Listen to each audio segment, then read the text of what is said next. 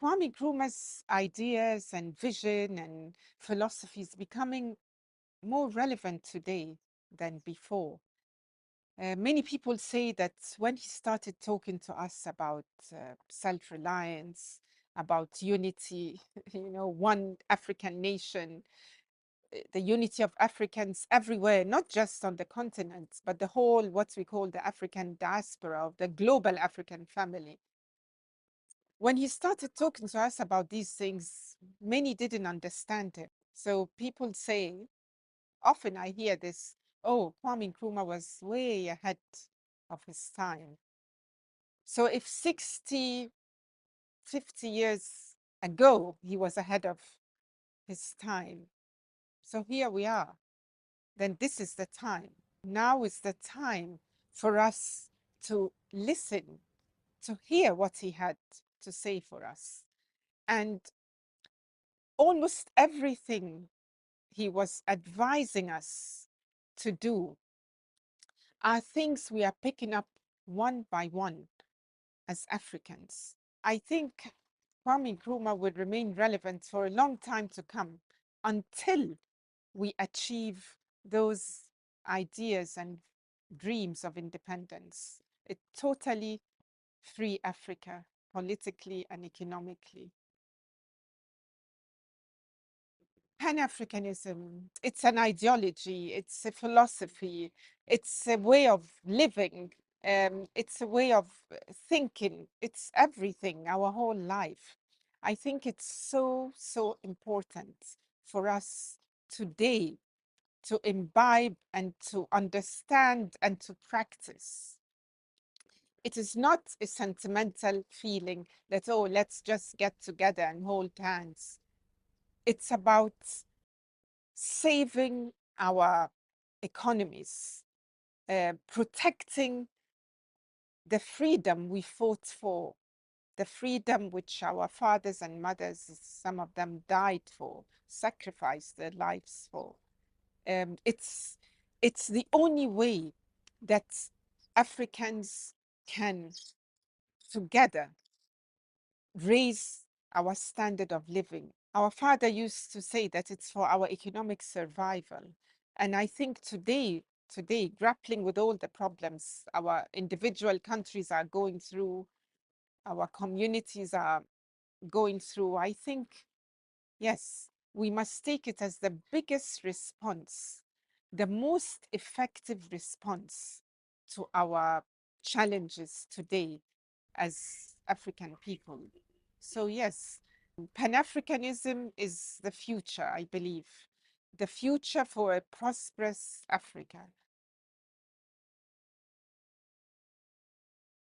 One of the stories that impressed me the most about our father in the early years of the independence struggle, when he returned from abroad, joined the UGCC, and started organizing the whole country, preparing us for independence. Now, I understand that he traveled all over the country trying to set up cells for the movement. And at one point, the car he was taking broke down, and instead of waiting or, just ending his journey there, he took his small case and he walked. He walked for hours, and he would walk from one place to another, meeting people and looking for the strong men and women who would support who would join the movement and would support those early steps towards independence. So I just imagine our father picking his suitcase and just walking to his destination, meeting people and getting them inspired, and just moving and walking. I think it's very inspiring. And I would like to see more of us have this same approach to service and in politics in particular. What I would like to see in Ghana is for us Ghanaians to be united, not to agree on everything, because that's not possible, but at least to unite around our priorities. And what are these?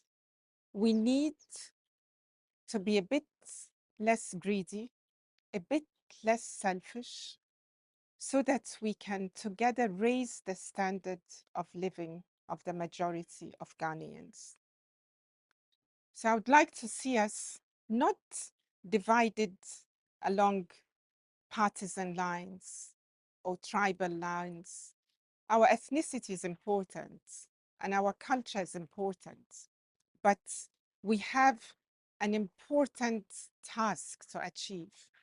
We need to build our nation in a way whereby everybody will be okay.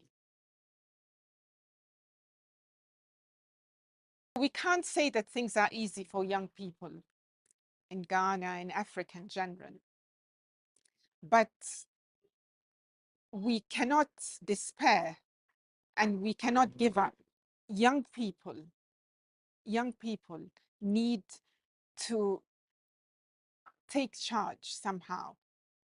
And it can begin by just being active, trying to understand what's happening, trying to work with others to organize.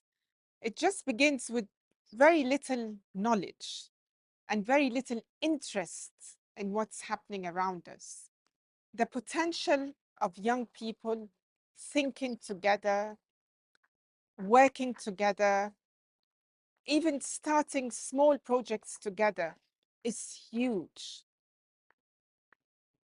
The other thing too, and that's what helps inspires us, is I think young people, I would like at least young people to be better acquainted, to get to know better what Kwame Nkrumah was trying to tell us.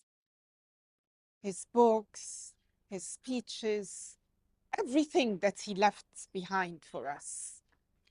When he joined the independence struggle, he was also relatively young. And he gave us, when he left us, he had given us so much advice. He'd given us a vision, he'd given us a philosophy, and so ideas that I think empower us and inspire us. And I think I would like the young Ghanaian of today to become better acquainted with Kwame Nkrumah's vision for Ghana. Independence, political, economic, self-reliance, the idea of working with other Africans to build our industries, our infrastructure, our educational institutions, everything. This idea of being connected with all Africans. There's so much in the material he left that could empower us psychologically, intellectually, and also help us organize for a better future. Multi-party politics has only given us further division, and because it's so important to win power at every expense that sometimes many things get sacrificed for it.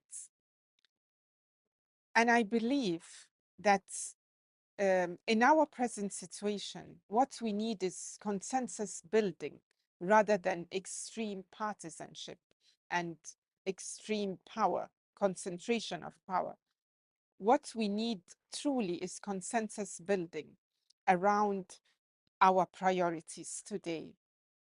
And I think that we have to start thinking in the future about how we can harness the best people, the best minds to do the job, irrespective of which party they belong to, um, where they come from, uh, even what they represent, because we are never going to agree on every single thing, but we can agree on what we need to do the most and what we need to do first. Despite our challenges, and like all developing countries, we do have our fair share of challenges. But despite that, I'm still optimistic. And there are many reasons for that. But one main reason that comes to mind is I'm optimistic because we have a large number of young people who have great potential. So I'm optimistic because with the right ideas and with the right attitude, with the right approach, we can impart to young people the dreams and the vision of our independence. And I believe that with that mindset, there is nothing young people cannot achieve to improve their conditions, their living conditions, and their future. So I am optimistic because the average Ghanaian and the average African is a young person full of promise and potential.